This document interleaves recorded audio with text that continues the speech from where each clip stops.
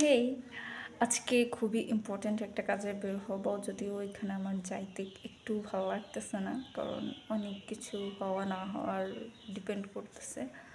তো তার জন্য তোমাদের সাথে একটা গেট রেডি উইথ মি করবো। তো চলো শুরু করা যাক।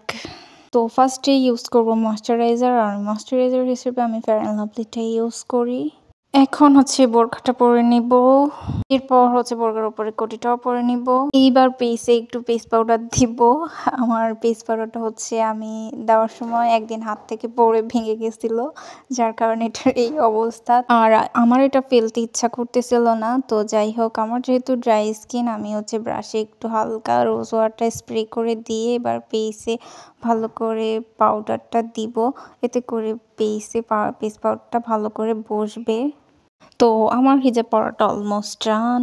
আর এখানে কি লাগছে, একটু তেল লাগছে মেবি। তো যাই হোক, এটা পরে শুকিয়ে যাবে। তো এবার আমি হিজাবটাকে ভালো করে সেট করে নিব।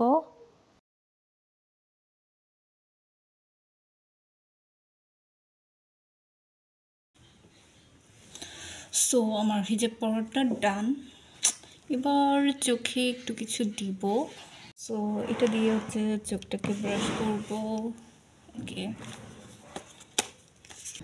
এটা আর এটা হালকা একটু ম্যাচিং করে অল্প একটু লাগাবো। আমি জানি না তোমরা আমার ভয়েসটা ঠিকঠাক শুনতে পারতেছো কিনা, এই বেশি হয়ে গেছে। জাস্ট হালকা একটু টাচ আপ, আর কিছু না।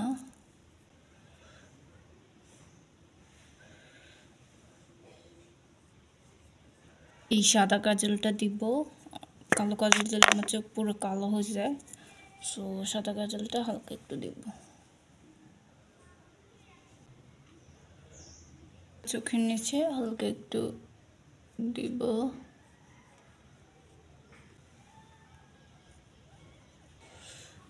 ওকে, এবার আমি হাত পা একটু ময়শ্চারাইজ করে নিব, তার জন্য এই অলিভ অয়েল আর হচ্ছে এই মেরিলটা মিক্স করে নিব।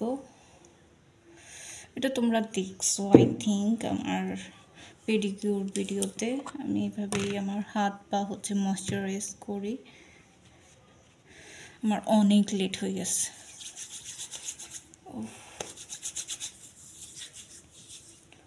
ঘড়িটা একটু পরে নিই।